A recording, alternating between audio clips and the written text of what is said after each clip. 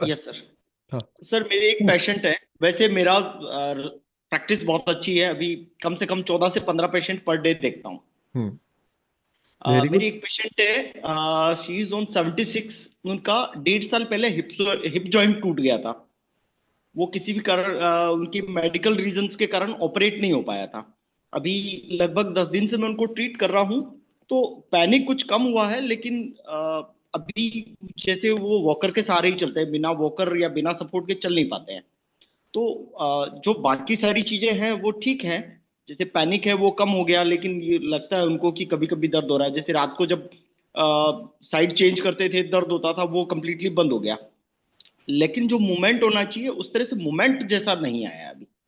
तो अब उसके लिए देखना, वो स्पेसिफिकली दो तीन कुछ। बातें होती है। ये यस पेशेंट सर। का कब से हिप जॉइंट का प्रॉब्लम हो रहा है, कितने दिन से हो रहा है?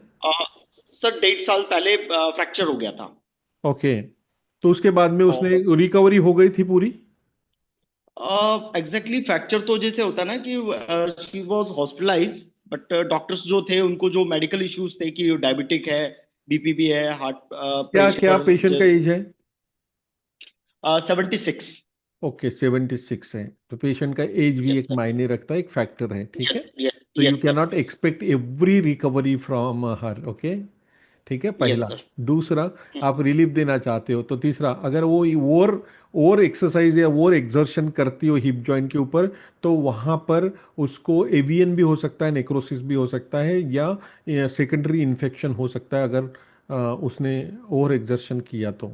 ठीक है। राइट। इसलिए ध्यान में राइट। रखना कि दो तीन बातें पूछना कि उसका जो पेन होता है कब होता है, जब करवट लेते हैं तब होता है, चलते हैं तब होता है, रखते हैं तब होता है, वॉकर के साथ चलते हैं, या कोई ऐसा पेन होता है जहाँ पे कहीं इन्फेक्शन होता है अंदर में, वो भी सारी चीज़ें, यानी खास करके जब पेशेंट सोए रहता है और अचानक से वहाँ पर कांटे जैसा पेन होता है, किसी ने चुभाया या काट दिया, ऐसा पेन होता है। ये सारी इंफॉर्मेशन उससे कलेक्ट करना और इंश्योर करना कि ऐसे कंडीशन में क्या होता है कि जॉइंट में अचानक पानी भर जाता है या कुछ इन्फेक्शन हो जाता है और वो बढ़ते जाता है। आप रिफ्लेक्सलॉजी तो कर रहे हैं, लेकिन टाइम बीन के लिए पेन कम हो रहा है, बाद में फिर से आ रहा है, तो उसको एक सेकेंडरी ओपिनियन ओपिनियन के लिए वो उसको आर्थोपेडिक सर्जन के पास आप भेज सकते हैं। फिर से एक्सरे या कुछ इन्फेक्शन तो नहीं है, तो वो एंटीबायोटिक का कोर्स करा देगा, कुछ करा देगा, तो वो फिर आप रिफ्लेक्सलॉजी और कर सकते हैं, उसमें कोई प्रॉब्लम नहीं है।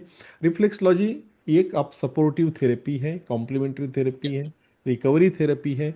और इमरजेंसी और अर्जेंट केसेस में ऐसे आपको ध्यान देना है पेशेंट की तरफ, कि पेशेंट बहुत ज़्यादा थोड़ी देर के लिए रिलीफ होता है, लेकिन बाद में कंप्लेन करता है कि पेन मुझे फिर से हो रहा है, अचानक से शुरू हो जाता है, तो इसको एक सेकंड ओपिनियन करके उसको सजेस्ट करना है। आप गलत नहीं कर रहे हो, आप सही कर रहे हो, लेकिन जो इन्फेक्शन हुआ है उसको कील करने में रिफ्लेक्सलॉजी से टाइम लगता है। यस इसलिए सर। यस एक सर। बार वो एक्सरे निकाल करके डॉक्टर को दिखा करके कंफर्म हो जाए कि इसको इन्फेक्शन नहीं है, तो फिर आप आगे बढ़ सकते हैं।